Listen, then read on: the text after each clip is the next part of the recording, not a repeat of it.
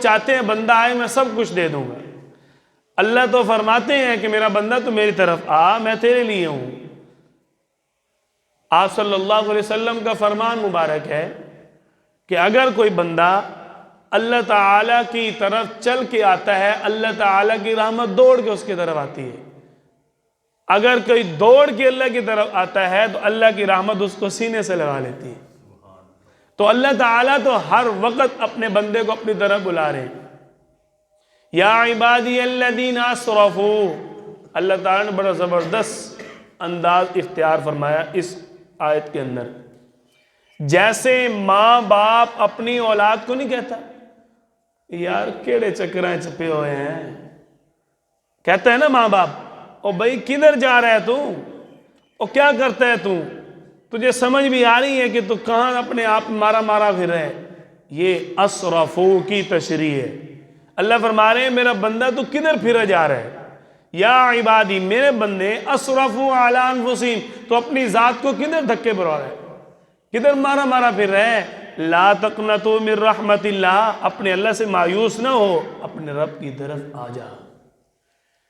اگر تو اپنے رب کی طرف آ جائے گا اللہ تیرے پچھلے سارے بلا دے گا۔ ہم کیا کہتے ہیں سویر دا بولیا شام نو گھر آ جاوے اس نو بولیا نہیں کہندے، تو اللہ تعالیٰ صبح اور شام کی نہیں پچھلی ساری زندگی کا اعلان کر رہے ہیں ان اللہ یغفر الذنوب جمیعا، میرا بندہ تو میری طرف آ تو صحیح میں سارے معاف کر دوں گا۔ فلا ابالی، پھر اللہ کو پرواہ بھی نہیں ہے کہ اس نے شاید کوئی غلطی کی ہے کوتاہی کی ہے۔ یہ کیوں فرمایا اللہ تعالیٰ نے کہ تیرے اللہ نے اگر تیرے سارے گناہ معاف فرما دیے تو تیرے رب کو پھر پرواہ بھی کوئی نہیں کہ تیرے اتنے گناہ معاف کر دیے۔ کیوں فرمایا؟ بس اوقات ایسے ہوتا ہے بندہ غلطی تو معاف کر دیتا ہے لیکن دل کے اندر اور رویے کے اندر معاملات کے اندر وہ بات چلتی سوار رہتی ہے، لیکن اللہ تعالیٰ نے فرمایا مجھے پرواہ نہیں ہے، جب معاف تو پھر سارے ہی معاف ہیں۔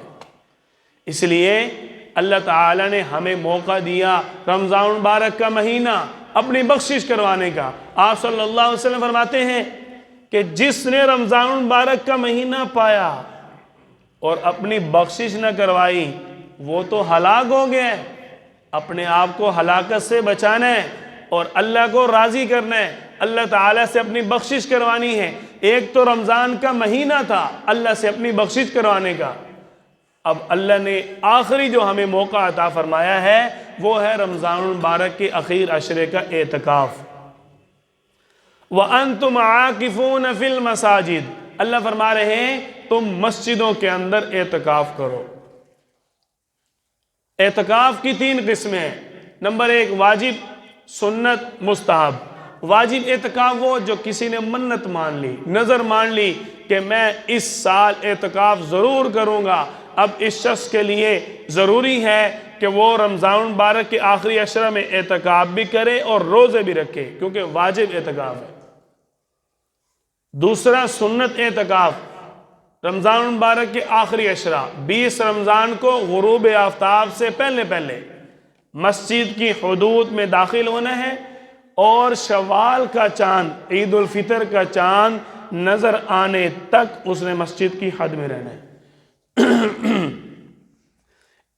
تیسرا مستحب اعتکاف، یہ آپ پورا سال کر سکتے ہیں، 2 دن کا کر سکتے ہیں، 1 گھنٹے کا کر سکتے ہیں، 1 منٹ کا کر سکتے ہیں، جب بھی مسجد میں داخل ہوں سنت عمل ہے۔ مسجد میں داخل ہوتے ہوئے دایاں پاؤں اندر رکھیں، مسجد میں داخل ہونے کی دعا پڑھیں اور نیت کریں نویت سنت الاعتکاف، یا اللہ میں اعتکاف کی نیت کرتا ہوں۔ اگر آپ اس اعتکاف سے فائدہ اٹھائیں گے تو مسجد کے اندر رہتے ہوئے جو انسان سے کمی کوتاہی ہو جاتی ہے نا وہ اللہ تعالیٰ اس نفلی اعتکاف کی برکت سے معاف کر دیتے ہیں۔ یہ مستحب اعتکاف جو ہے اس کو نفلی اعتکاف کہا جاتا ہے۔ ہم مسجد میں آتے ہیں نا، اگر اعتکاف کی نیت نہیں کی، مسجد میں اگر کوئی چیز کھا لی بندہ گناہگار ہوگا۔ اعتکاف کی نیت نہیں کی، مسجد میں تھوڑی دیر کے لیے لیٹ گیا ہے، اب بندہ گناہگار ہوگا۔ اگر اعتکاف کی نیت کر لی ہے تو یہ ساری چیزیں اس کے لیے حلال ہو جائیں گی، گناہ نہیں ملے گا۔ تو اللہ تعالیٰ نے ہمارے لیے سارے ذرائع رکھے۔ اب اعتکاف کے بارے میں آپ صلی اللہ علیہ وسلم کا سنت عمل ہے کہ آپ نے پوری زندگی اعتکاف فرمایا ہے۔ حضرت عائشہ رضی اللہ عنہ فرماتی ہیں کہ آپ صلی اللہ علیہ وسلم جب مکہ سے ہجرت کر کے مدینہ آئے، جب اللہ نے رمضان مبارک کا حکم دے دیا، اس سال سے لے کر آخری سال تک آپ صلی اللہ علیہ وسلم ہمیشہ اعتکاف فرماتے رہے، بلکہ آپ صلی اللہ علیہ وسلم نے پہلے عشرے کا بھی اعتکاف فرمایا ہے اور دوسرے عشرے کا بھی اعتکاف فرمایا ہے، پورے رمضان کا بھی اعتکاف فرمایا ہے۔ لیکن جو تاکید اور سنت مؤکدہ ہے وہ آپ صلی اللہ علیہ وسلم کی رمضان مبارک کی اخیر عشرہ کا اعتکاف کرنے، اور رمضان مبارک کے اس عشرے کا اعتکاف کرنے کی فضیلت کتنی ہے، آپ صلی اللہ علیہ وسلم فرماتے ہیں جس شخص نے ایمان اور ثواب کی نیت سے رمضان مبارک کے آخری عشرہ کا اعتکاف کیا، اس آخری عشرہ کے اعتکاف کرنے کی وجہ سے اللہ تعالیٰ اس کو اس طرح گناہوں سے پاک اور صاف کر دیں گے جیسے کہ آج ہی اس کی ماں نے اسے جنا ہو۔ تو اعتکاف کا موقع ہمیں ہاتھ سے نہیں جانے دینا چاہیے۔ دیکھو عام مثال دیتا ہوں، وہ کہتے ہیں میں ہوا میرا یار ہووے تے دوجا کوئی اور نہ ہووے، تو اللہ تعالیٰ کے ساتھ اپنی یاری اپنا تعلق نبھانے کا موقع اعتکاف ہے کہ خلوت میں صرف میں ہوں اور میرا رب ہے۔ اور یقین کرو اگر آپ اس چیز کو قبول کر لو تو انسان کے تصورات کیا کہتے ہیں، ایک چھوٹی سی جھلک عرض کر دیتا ہوں۔ اللہ تعالیٰ کو سب سے زیادہ اس دھرتی پر کس شخصیت سے محبت تھی؟ آپ صلی اللہ علیہ وسلم کے ساتھ۔ ایسے ہی ہے، کیوں جی، کس سے محبت تھی؟ آپ صلی اللہ علیہ وسلم کے ساتھ۔ اور جس سے محبت ہو اس سے بندہ خلوت میں تنہائی میں باتیں ضرور کرتا ہے۔ اللہ نے آپ صلی اللہ علیہ وسلم پر تہجد کی نماز فرض کی تھی، میرا محبوب مجھے تیرے سے پیار ہے، تو نے میرے سے تنہائی میں ضرور باتیں کرنے آنا ہے۔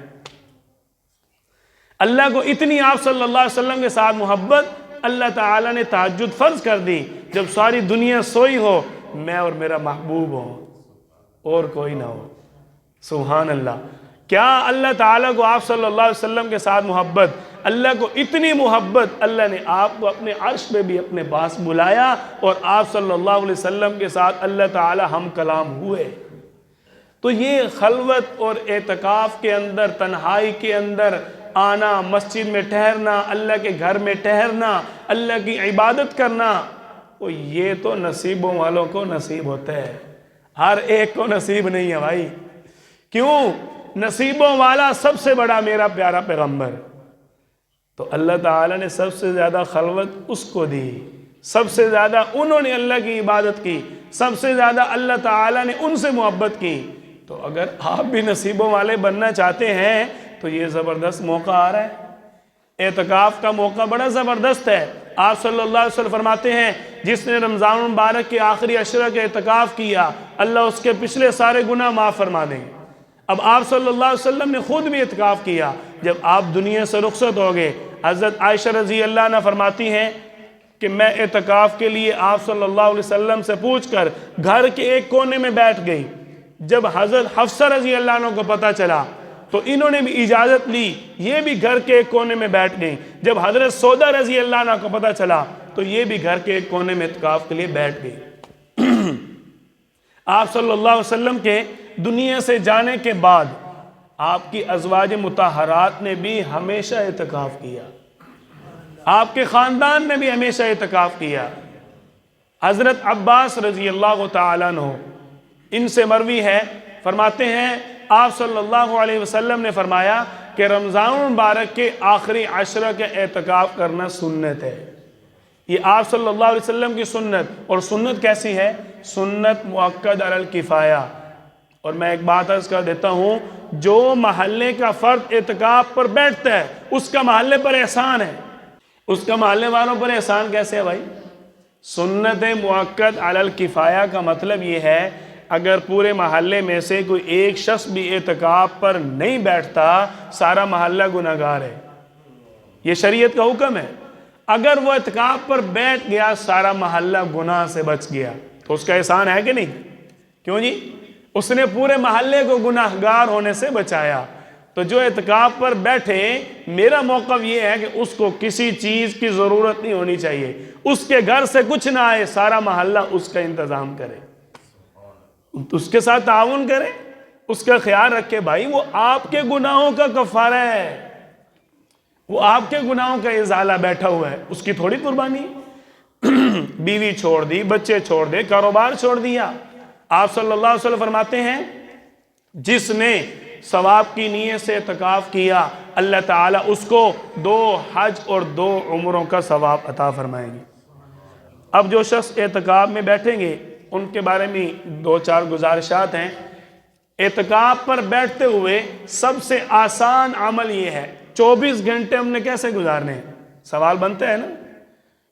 پہلے بات تو یہ ہے کہ میں بھول نہ جاؤں، یہ آپ کے استاد قاری بشیر صاحب کو میں نے معمولات رمضان دیے ہوئے، آپ صلی اللہ علیہ وسلم کی احادیث کی روشنی میں مکمل 24 گھنٹے کے لیے وہ معمولات تحریر کیے ہیں۔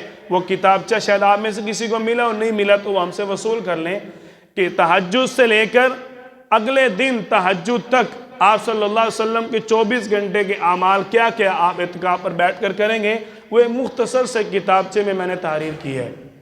ایک تو وہ آپ مطالعہ کر لیں۔ دوسری عرض یہ ہے 24 گھنٹے سنت کے مطابق گزار لیں، یہ آپ کا مقبول اعتکاف ہے۔ اس سے بڑھ کے عبادت کیا ہے کہ آپ صلی اللہ علیہ وسلم کی سنت حاصل ہو جائے؟ اس سے بڑھ کے عبادت کیا ہے کہ آپ صلی اللہ علیہ وسلم کا قرب حاصل ہو جائے؟